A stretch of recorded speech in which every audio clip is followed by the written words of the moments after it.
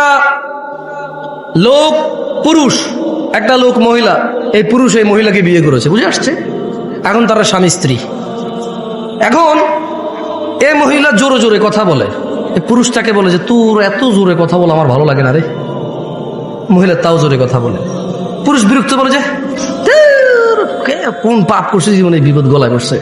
But মহিলাকে ঘর থেকে বের করে না, কি করে না, গায়ে হাত দেয় না, বিরক্ত হয়।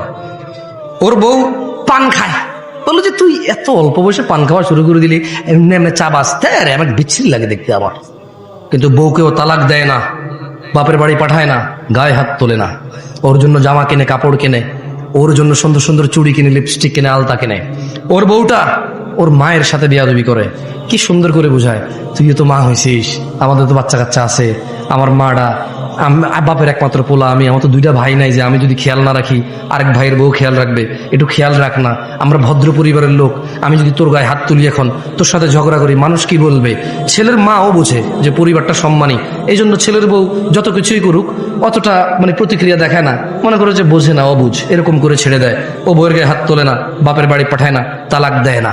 ছেলেটা প্রায় তার বউয়ের মোবাইল এঙ্গেজ পায়, যখনই বলে তোমার মোবাইল ব্যস্ত পেলাম কেন, বউ বলে যে খালার সাথে কথা বলতেছি, মার সাথে কথা বলতেছি, বোনের সাথে কথা বলতেছি। সে প্রায় এঙ্গেজ পায়, বিরক্ত হয়। ছেলেটা তার বউকে বলে তুমি ফেসবুক কেন চালাও, আমার পছন্দ না। তার বউ বলে যে চালাবো না, এরপরে বলে যে শুধু এই তো মাঝে মধ্যে একটু স্ক্রলিং করবো, আমি কারোর মেসেজ টেসেজ দিই না। ছেলেটা প্রায় দেখে যে বউ ফেসবুক চালায়, সে বিরক্ত হয়, বউর গায়ে হাত তোলে না, বাপের বাড়ি পাঠায় না, তালাক দেয় না।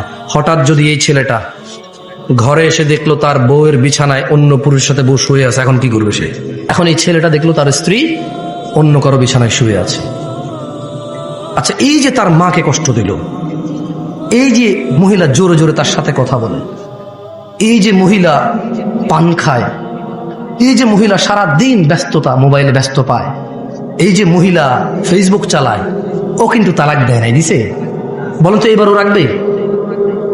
আপনি বললে একটা পুরুষ, অথচ ওর বউকে যদি ওই পুরুষের সাথে না দেখতো, ও জানতেই পারতো না, এই কথা জানতে পারতো?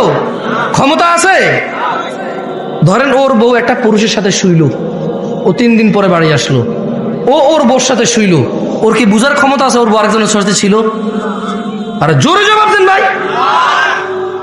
যেই পুরুষ তার বউ যদি আরেকজনের সাথে শোয়, এরপরে সে যদি ওই স্ত্রীর কাছে যায়, যেই পুরুষের এতটুকু ক্ষমতা নাই বুঝার যে অন্য কারোর সাথে ছিল, ওই পুরুষ যদি দেখে আরেকজনের সাথে শুইছে, ও ঘৃণায়, লজ্জায়, রাগে, ক্ষোভে, দুঃখে ওকে পুরো পৃথিবীর বিনিময় দিলেও বলবো যে বউ আমি রাখবো না ভাই। যার ভিতরে ন্যূনতম লজ্জাবোধ আছে, গায়রাত আছে, গায়রাত মানে বুঝেন আত্মমর্যাদা, কি মর্যাদা, সে রাখবে না। তো বলবো যে ভাই এত কিছু জানি না, আমি জুলুমের শিকার হয়ে গেছি, ওর মোহর কত, 20 লাখ, এ ভাই একটা কিডনি খুল লইয়া যায়, এর সরা, দেখলে আমার মেজাজ গরম হয়। আল্লাহ এরকম বলবে।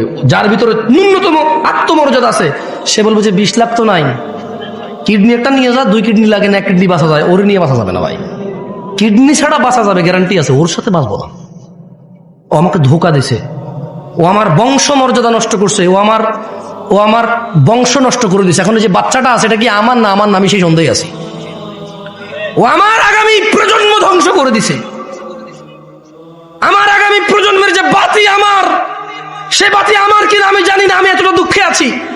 এবং যে নিষ্পাপ সন্তানটা আছে ওর ঘর থেকে হইছে, ওকে বিদায় করে দেওয়ার পর ওই বাচ্চাটাকে দেখলে আমার ওর কথা মনে পড়বে, আর আমি সন্দেহে থাকবো এটা কি আমার বাচ্চা না অন্য কারো। ওকে সরাও, কিডনি নিয়ে যাও, ওকে সরাও, 1 কিডনি দিয়ে বাঁচা যায়। ও আমার আগামী প্রজন্ম ধ্বংস করে দিছে, ও আমার বংশের বাতি শেষ করে দিছে, ওকে সরাও।